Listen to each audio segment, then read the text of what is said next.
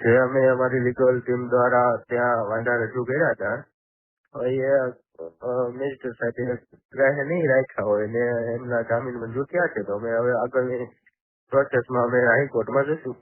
જી, ગઈકાલે તમે જે વાંધા અરજી રજૂ કરી હતી એમાં તમે કઈ વાતના વાંધા ઉઠાવ્યા હતા?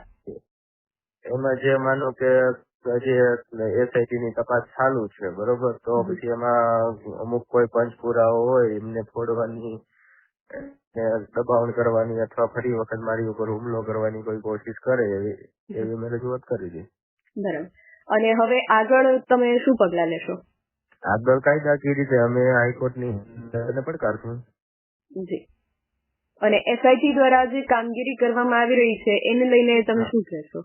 એ તો એમને તો જે કાયદાકીય રીતે જે થતું હતું એ તો એમને કર્યું છે બધું, બરોબર.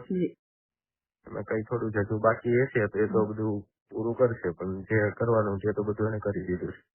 જી. અને નવનીતભાઈ, સાથે જ આહિર સેના દ્વારા જે હીરાભાઈ સોલંકી અને પરસોત્તમભાઈ સોલંકીને જે ચેલેન્જ આપવામાં આવી રહી છે એને લઈને તમે શું કહેશો?